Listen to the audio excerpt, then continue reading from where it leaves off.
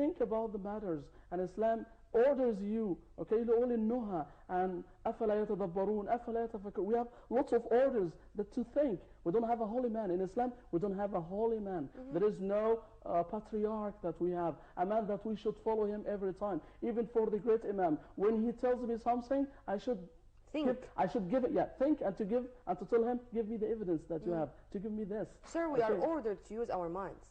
Sure, we have that. Also, but there is a limit for the mind and not, to exaggerate.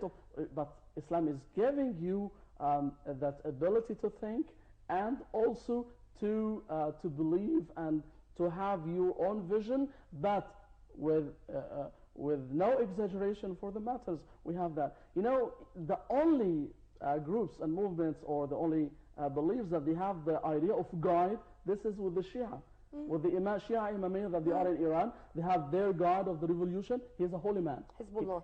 Not Hezbollah. No, this is for Iran. Al-Murshid al-A'la.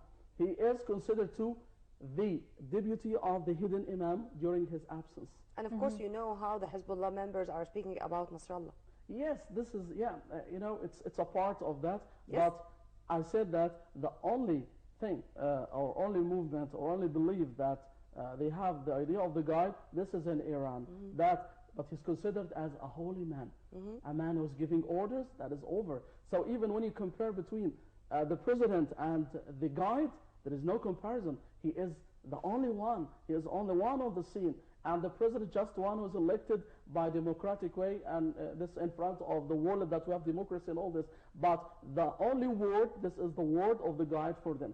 So this, we are afraid of this idea that they have also for the brotherhood, that they have this. So something very dangerous for them and the rights of the followers, and this is what we have now. Every time that you consider that, it is a mihna.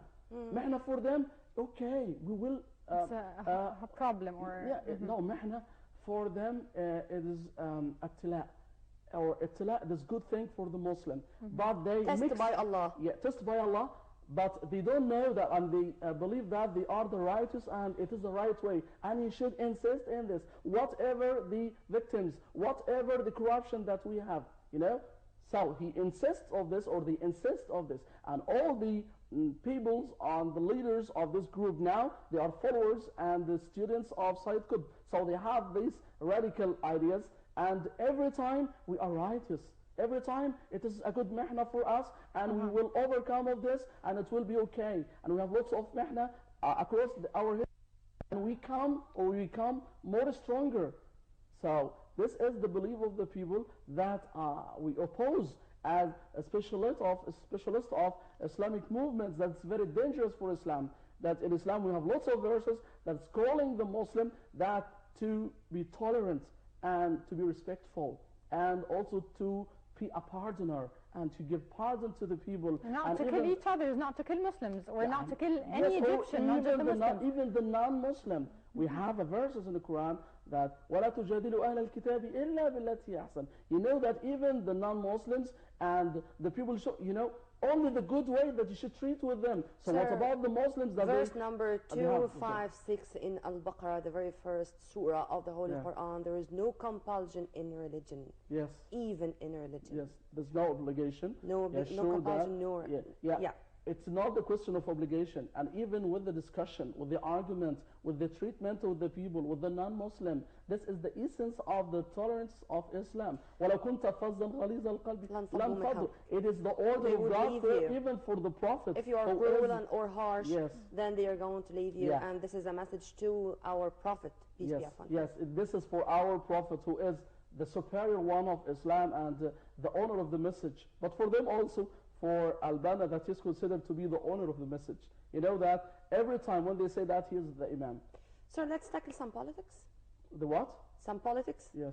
But I want to ask about the history of something that came to my mind, which is the development of the Muslim Brotherhood over the different stages here. I mean in Egypt, during the period of Sadat, Gamal Abdel Nasser, then comes President Mohammed Morsi.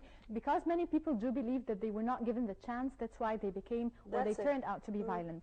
So I want you to elaborate more on why did they become that violent during this stage. The violence, it's a part of them, as I said. It's a part of this They're not group. Muslims and they're not brothers. Yes, as and mentioned even before. at the end of Hassan al-Banna himself, the reformer and the man of the message for them, okay? And, you know, that started at the end of his life, so he was innocent of them. And he said that they don't belong to me, okay? And after that, he was assassinated, so it was a time of disturbances, and then appeared on the scene the radical man Sayyid Qutb. And the And after assassinations. that, that started the militia. We started to have a militia. You know what's the meaning of militia in a country? And to have military groups. Okay? Violence. This and yes, this is the horrible violence. Okay, even violence maybe could. This is horror. This is a terrorism. You know, violence could be when I hurt someone, when I insult someone. It's a violent way. But horror or terrorism or terror, Killing this people, is the assassinating meaning of this. So it's very figures. dangerous. And because of this, most of those behind bars now are very much accused of terrifying the innocents. This is a common charge or accusation. Yes. But sir, there is as I was speaking to my dear guest, Dr. Mervat Matkour, when we were reviewing the press, there is a very thin thread between those who are brainwashed and those who turned terrorists and they cannot be back to be integrated into the society or to be human beings once again. How to differentiate between both and how to deal with both categories? You know, it's also very complicated. Okay, even the one who's the small part, the small follower of them, also, you know that they educated him and they taught him that you are righteous, you are in the right way, and you have the right way. And also he has a bayah for them. You know, the contact and the link, it's very strong for them. And we cannot differentiate between, but also surely that we should use also the dawah for these people and to be back and to revive Sir, their let me ideas. put my question in other words. When you are in front of TV and you're watching those Al-Azhar University students doing what they are doing, do you feel pity or do you feel outrage? You feel anger? Anger, surely. Pity, it's over, yes. Okay. A violence, and by such way, I cannot, consider such a guy as a student. No, he's not. He's a criminal. Criminal. You understand that? Pity of what? His stupidness, you know, corruption. You know, someone who is destroying everything. He has no belief. And even that, you know, the time of injustice was also a time, according to the Islamic time, we have lots of unjust leaders and lives also, that they made catastrophic acts in Islam, but also the Muslims, they did not make corruption like that. Because we have also lots of principles. We have Dar al-Mafasid, prayer of Qalb Masalih, you know? So, to defend the corruption is better than to have the interest. If my interest to have the power and to be a president and all this, okay, it is after, okay, that we should defend the corruption that we have and the blood shared that we see in the society. So there is no feeling of pity. That's over. Maybe for a demonstration, a normal demonstration in a week or but every day by the same way. And also in the university, it is an establishment for knowledge. This to study. Education. If you want to demonstrate, so don't go to the university, okay, to be in the street and do as you want. Or you can demonstrate peacefully. Yes, that is. But you know, now we don't have good demonstration, we don't have good manifestation. Now it is related to the violence, so we should stop all this. People, in the Egyptian people now, they cannot resist 3 years of that disturbance, of that silliness that we have this, that we should stop of this. They should revise. The problem of this group that only for Hassan al-Banna, we don't have knowledge for him. It's just we have a book of the letters of Hassan al-Banna. Letters, but till now it is the constitution of these people. Even that he wrote them 85 years ago, and according to his time, according to the society and what around and all this, you know, they followed his words. Literary, yeah, and everything, you know, every time the Imam said, who is the Imam? Who is the Imam? Imam for us, for Muslim, is considered by his knowledge, by his sciences, by his books, by his everything, you know. But every time the Imam is said, for them, I think it is just a post. You know? Yes.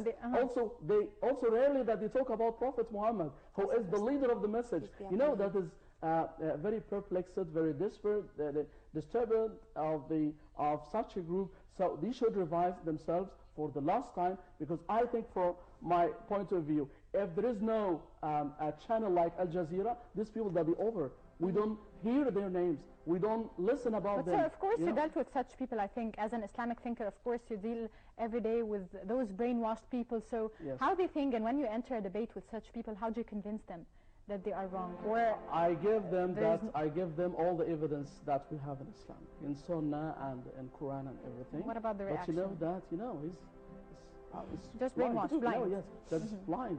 It is for most of them. Some people they could think, but for most of them, because there is a very special teaching for them when they enter the group. Okay, and after that he gives the bay'ah. So that's over for him. You know, for him the life, or it is for him even to have the life as by the way that he wants, or to be martyrized, or to be a martyr.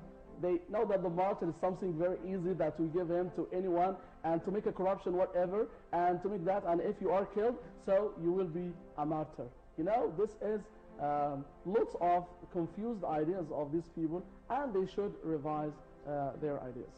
Hopefully, sir, they are listening to us now. Yes. I hope that they're listening. Okay, Dr. Ismail Hamid, the Islamic researcher, we thank you so much for joining us this morning and for this fruitful information. Thank you, sir. Yeah, you go, Nabil. We do have a break. We are going to enjoy a report on the mask of Tutankhamun, one of the most important and famous pharaohs, with our colleague Dina Yunus. Stay tuned on Al TV International.